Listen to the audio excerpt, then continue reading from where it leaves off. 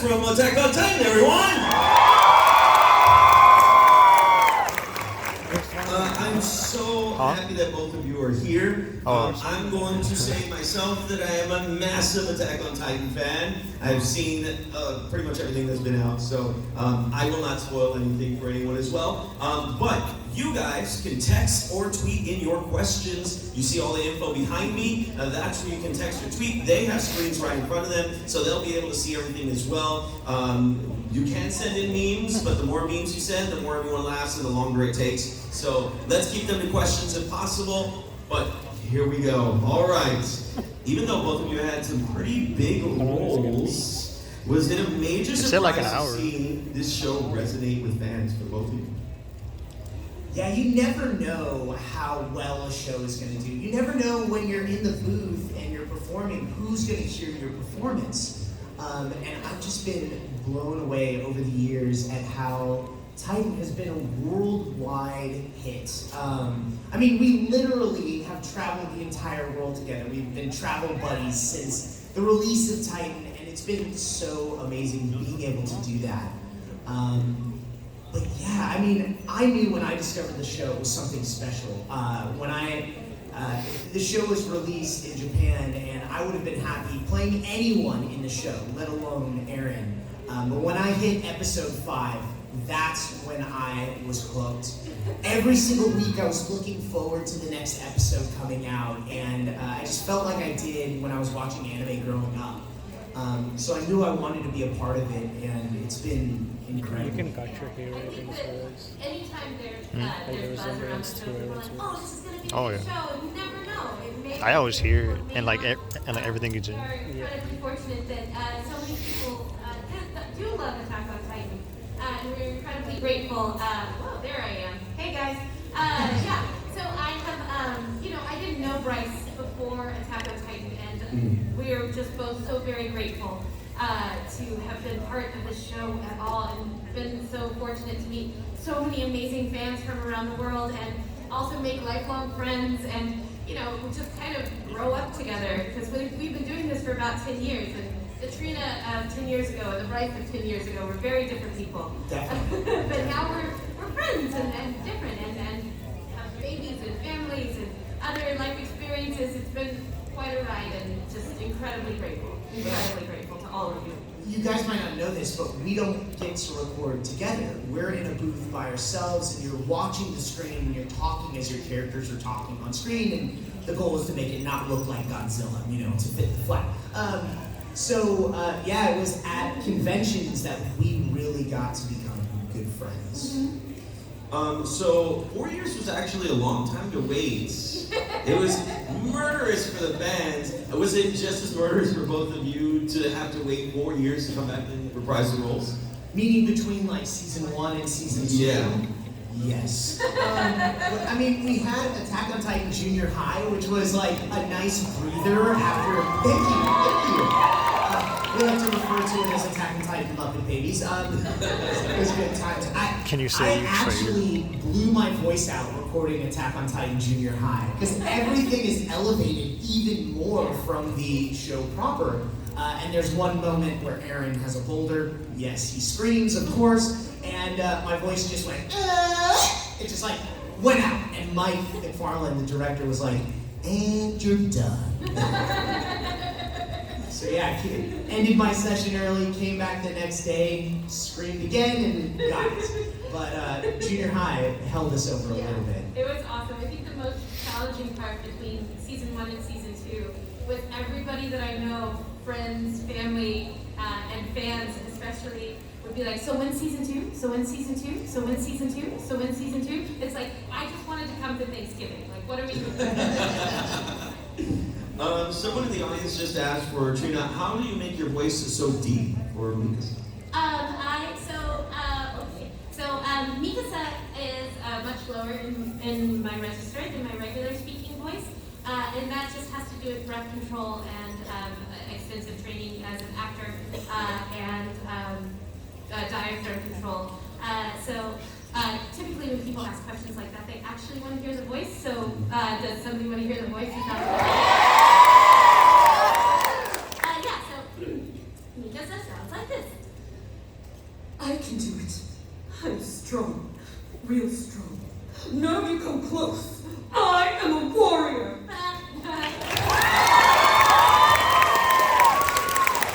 What's your favorite Aaron? Because I know you guys want to hear Aaron, right?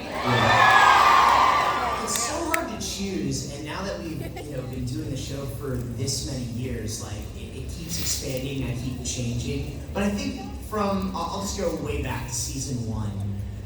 Wait, I didn't see as I came out. Who has read all to the end of the manga? Raise your hand. Don't say anything to us. We have no idea what happens. Don't spoil it. Who's seen all to the end of the anime? Cool, that's where I'm at. Who's never seen Attack on Titan before?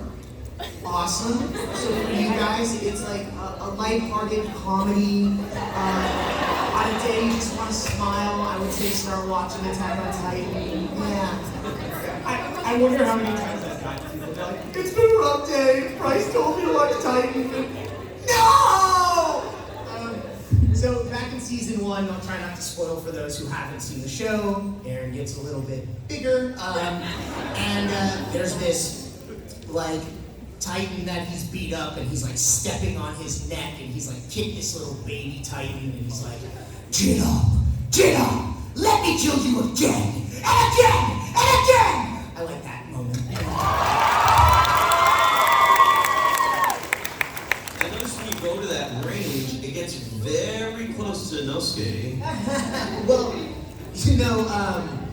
it's very hard to disguise your voice when you're screaming. Yeah. And Inosuke talks in screaming. I do different things between the characters, though.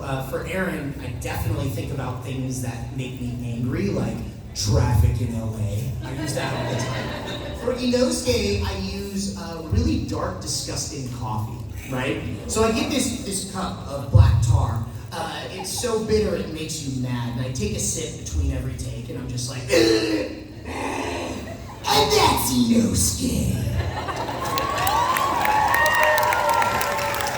So I guess I mean they're all me, but just different layers, different things I blend in. But of course, like in screaming, there's gonna be crossover between the characters.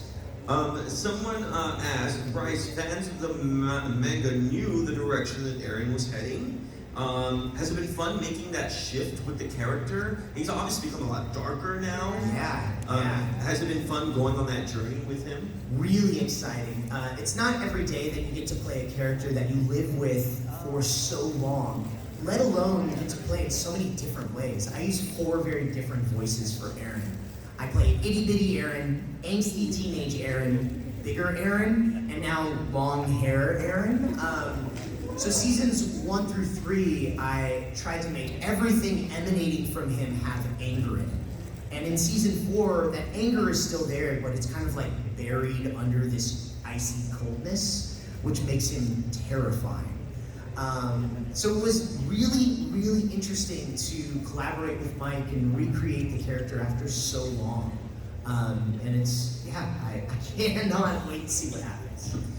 Trina, someone actually asked, Mikasa also has a very tragic story from the death of her parents to the death of her adopted parents to the zero love that she gets back from Aaron.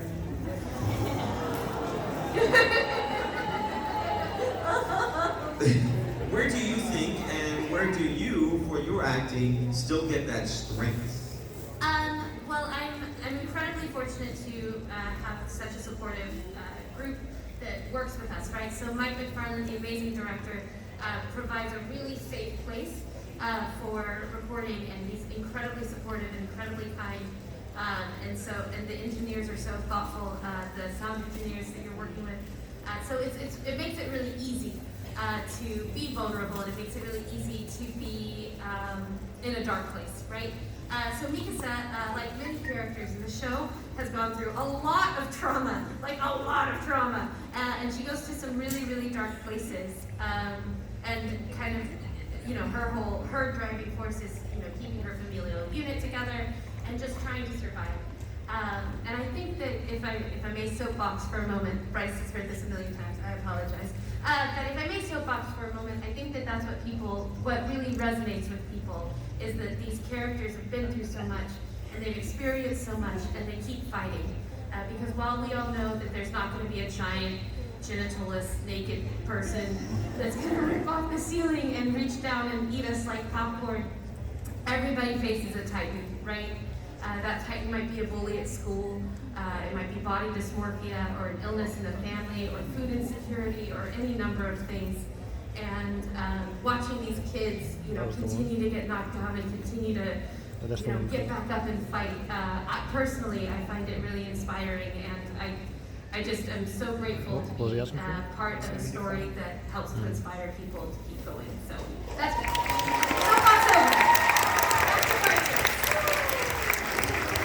So both of you obviously have a profound love for anime, and a few people have asked a few questions. So we're going to do a little bit of a rapid fire here. If you could describe AOT in one word, what would it be? Bittersweet. They always find some way to make you fall in love with a character and then take that away from you. And you just never know what's going to happen next. So I feel like bittersweet is a good word to describe it. I'll go with bittersweet too, because I can't think of one that's better other than a scream. Like a scream would be the one word. Scream is a good word too. Titan word. What are some of your favorite anime to watch on your free time? Free time is an interesting concept. I have 3 kids that are all as loud as me. So they take quite a bit of my free time when I'm not recording or at events or doing other things. So I haven't been able to dig into a ton of different shows outside of the ones that I've been in. Demon Slayer, Attack on Titan, catching up with, staying caught up with Sword Art Online, and watching those shows back in English has been really, really cool, because you don't know what take that the director or producers are going to choose. Sometimes when we work, if you're this first person in the booth, you're kind of talking to yourself and just imagining what the other actors are going to do. So hearing everything mixed together is really, really cool. So I've been watching those shows back and staying caught up with all of them. I too have very little free time, but when I love My Hero Academia. I think it's such a fun show.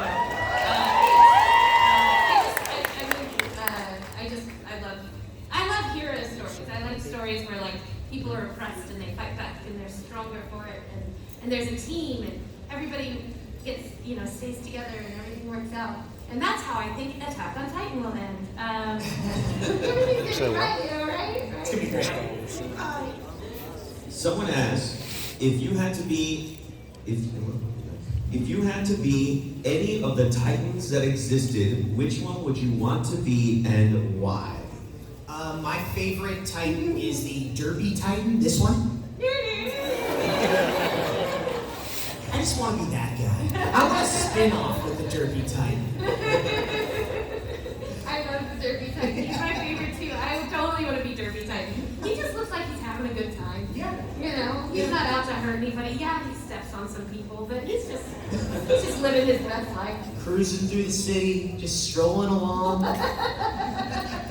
What is one of your favorite episodes that you were able to be a part of? That was from Facebook. Ooh, picking a favorite episode is really tough because we have so many amazing episodes to choose from. When I think back to myself as a viewer of the show, episode 5 is when I was absolutely hooked. And I always recommend that people who haven't watched the show watch at least 5 episodes, because that's when things happen, and I was like, wait, what? And I couldn't stop watching.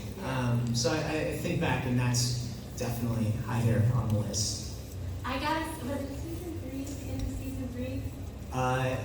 End of season 3, they get to... No, it was the... End of season 2. It was end of season 2. Oh Yeah. my god, it was so good. The numbers don't denote in my head post-COVID, because what is time? But at the end of season 2, there was an episode, the final episode of season 2, that I recorded before Bryce did. And it was it's this beautiful scene between Mikasa and Eren, and amazing and gorgeous and wonderful. And I recorded before Bryce did, and then Bryce and I were actually traveling that weekend. We saw each other in Las Vegas, and I was like, oh my God, you have so much work to do next week. And I'm so nervous for you. It's gonna be so hard and such a challenge. It's a massive departure of what you've actually been doing this whole time, and I'm really nervous for you. He was like, thank you. Yeah, no pressure. No pressure. But it was just beautiful. It is hands down my favorite performance in Attack on Titan. Not mine. I'm talking about Bryce. Mine's the best. No, Bryce's performance in that scene was just epic and breathtaking. I love that episode. It was a really tough moment for me because my method in these shows is to feel what my characters are feeling. So like in season 1, Eren bites his hand and I bit my hand so hard I left bruises. In season 2, he's more unhinged than ever before, and I literally unhinged my jaw in the booth. But it sounds amazing. It's what the show deserves. And in that moment, I had to feel what Eren was feeling, and I felt it when I left the booth. And it wasn't until Trina called me after that she kind of like brought me back to normal. So it's amazing to have like similar support that Eren has from Mikasa, from Trina in real life. Like that was so helpful. Kind of finding that safe space to allow yourself to be that vulnerable and open up those scars to let out something real. It was so good. Raw, so good. Right? Talented, Someone asked, Bryce, why is Eren so mad all the time? Yeah, I don't know. He's very angry, and to connect with him, again, to make it very real, I have to find things in me that have made me angry, and I had this Maltese poodle. She was a great dog. Her name was Minnie, and she loved to eat. And I had this bag of chips that I was really looking forward to eating, and that dog, she ate my chips! And that's where I find the anger for Eren. So yeah, I don't know why Eren is so angry, but I love playing him angry. Yeah. I feel like if you have a character like Eren to be angry about, like the rest of your life is just like, oh, that's okay, because you get all your anger out in Eren, and you get paid to be angry. That's pretty cool. Yeah, and all I have to do is think about poodles. Trina, in an interview, you actually said that one of your favorite anime of all time was Cowboy Bebop. I love Cowboy Bebop. Why is Cowboy Bebop your favorite? So a million years ago, my older brother was like, Trina, you should watch anime. And because I was a snotty little sister, I was like, no, son, I don't want to watch anime. You like anime. Anime's for your older brothers. And then I went to college, and I was in college, and this boy that I liked, he's in a band, of course, he's in a band. This boy that I liked was like, oh, blah, blah, blah, do you like Cowboy Bebop? It's the same number every time, I think. Cowboy Bebop is my favorite thing ever. I love it so much. And then I went to this place, Like, I think it all gets sent to that number. ancient building that held all records that were, and all information that ever was, called Blockbuster. It's all just me. Check the screen. And I watched it, and I loved it, and then I watched Samurai Champloo, and I loved it. It's such a beautiful story, and the animation was so cool. And now my older brother and I now have a choreographed dance to the opening theme song for Cowboy Bebop. It goes 1, 2, 3, yes, let's jam. So I love Cowboy Bebop. It's such a fun show. The very first time I ever met Steve Bloom, who's the lead for Cowboy Bebop and Samurai Champloo, we were signing next to each other. And at first I thought my agent was messing with me and like put Steve's placard next to mine just to like be like, oh yeah, it's your hero. And then he sat down and I was like, hi, I'm Trina! I can't control my voice. Can we be friends? He's an awesome guy. I actually have a very small part in Cowboy Bebop. Really? Yeah, they go to Mars, and there's this little kid, and he has this little robot. And he's like, look at this. That's me as a little kid. He's got a pot on his head, and in the script, his name was Pothead. So I'm Pothead from Cowboy Bebop. That's way high up on the resume. Oh my god, I didn't know That's so cool. How have I been traveling with you for 10 years and I didn't know that? Didn't know I was pothead? I didn't know you were pothead. Cool. Someone in the audience asked, how long do you think you could personally live in the world of Attack on Titan? As long as it takes for a boulder to fall on me. Episode 1. Yeah, I'm pretty sure I bited in episode 1. Just like, oh, I'm gonna go out and get the groceries, guys. I'll be back. Boulder. Someone from the audience asked, in your personal opinion, I'm assuming they mean this is Bryce, who do you think would win in a fight, Inosuke or Eren? Ooh. You know, they both live in my head. They're yelling at each other all the time. So I'm not sure. And I actually get this question a bunch, like, fight yourself. So I haven't read the manga for either of the shows. So I don't know how strong Eren is going to get, and I don't know how strong Inosuke is going to get. And both of them seem to be getting more powerful every time we see them. So I'm not sure. I mean, Inosuke seems to be fit to take out a Titan. I mean, he's got sharp blades, he's agile, he can get up to cut the back of their necks. But Eren's pretty scrappy too. And I don't know how powerful he is. And the twists and turns that we've found in this final season, it's hard to say if anyone can beat Eren. I'm not sure. So we'll have to wait and see. It would be a good fight. It'd be a great fight. And I wouldn't be able to talk after. Someone in the audience asked, this is not an Attack on Titan question, but Trina, they said you are in Fruit Baskets. I am. Fruits Basket, I apologize. And along with Colleen Clinkenbeard, let's see, what did they say here? Oh, no, that you are, that your character is very unenthusiastic in Fruits Basket. Yes. How is that so when you're so bubbly? Acting. There's if there's a traumatized character in a show that's been through a lot and has a lot of baggage and a lot of issues, then they're like, where's Trina? So there's a whole lot of that. Like, I don't know why, there's a lot of that. But yeah, I guess it's just acting. I've been acting since I was 9 years old. And you've been acting since you were like 8. So it's just something that, if it's your life and it's your passion and it's your job and your livelihood, then acting! I'm an amazing actor. You're welcome. I don't know what that was. No, I'm kidding. Don't applaud that. That's awesome. Someone on Facebook asked, Bryce, you have also voiced Meliodas from Seven Deadly Sins. And of course Inosuke, who are both extremely over the top compared to Eren. Yes. Which is actually more fun than doing. I mean, comparing levels of Thought you would've fun, heard it. like, it's so challenging. Every time I get the opportunity to step into the booth and do what I do, it's a great day. I feel like I've won the anime lottery. Playing... Because you have. Seriously. When you audition, if you book 1 out of 100, you're doing extremely well. And that one might be a guy who gets blown up in episode 1. So you just never know what's going to kind of come back. You just, as an actor, cast your net out as wide as possible and see what happens. So, you become attached to all these characters. And I feel like they become like your kids that live in your head. And a lot of my kids are crazy, and I don't want to make them mad. So I can't pick favorites. I'm really bad at it.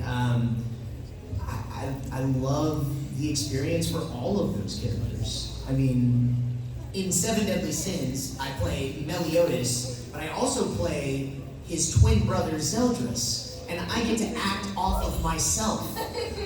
And the difference between the characters is a trick I use. For Meliodas, I raise my eyebrows so high it stretches out my vocal cords. And for Zeldris, I lower my eyebrows. Oh my god, that's amazing. It's all in the eyebrows. Yeah, I don't know why. I love that. So being able to do that and act off myself was really, really fun. And Inosuke is wearing a boar head.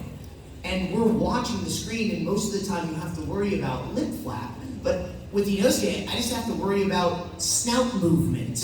So I can make him a lot more of my own. I can depart from the original kind of performance and timing, and I can add kind of a little flair of the character, my own spin on it, even more than other characters. So I think that's why Inosuke might stand out from different performances, because I don't have that box that I'm constrained to. I can be even more creative to make it my own. So, Trina, you actually said earlier that you were a fan of My Hero Academia. Who was your favorite character and why? My favorite character is Mineta. I'm serious, I love Mineta. It's voiced by Trina who's my best friend, and I love her. Well, yeah, I like Mineta, there I said it. He's great. So, I apologize. No. No, he's cute, and he's great, and he has little balls on his head. And I think it's cute, and sometimes he does inappropriate things, and that's all teenage boys. But I'm optimistic that he's going to grow into a respectable young man, and Trina's great, and I love her. That's it.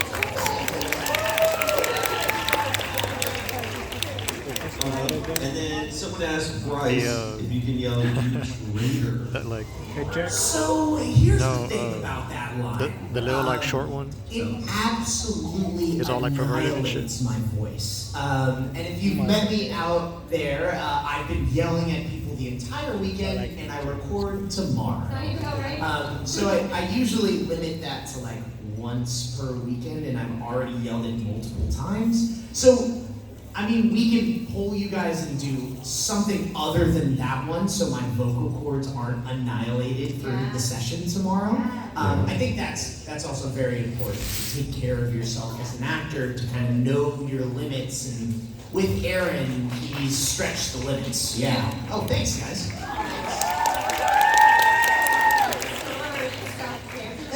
It is. Well, we have absolutely loved having you both up here. You guys have an extremely long line, and so we want to make sure that everyone gets a chance to see you guys. Do we love them, guys? So our official social media dude is here.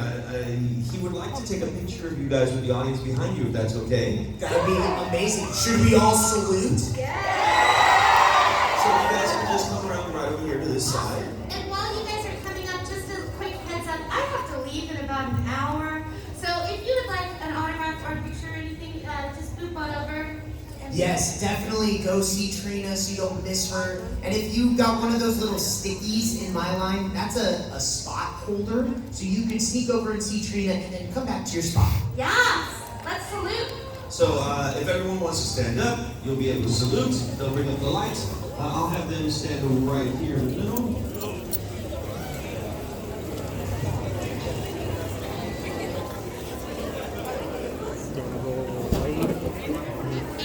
Ready? We're gonna get in line behind all the people All who right, got here we safe go. spots Hold anyway. on, we gotta get our photographer over here. Okay, take a picture. They're bringing up the lights now. There we go. Here we go. Yeah. Oh, we're gonna yell Anime Fiesta. Are you ready? Here. Oh, let me get out of the way. Sorry. Here we go. In 1, 2, 3.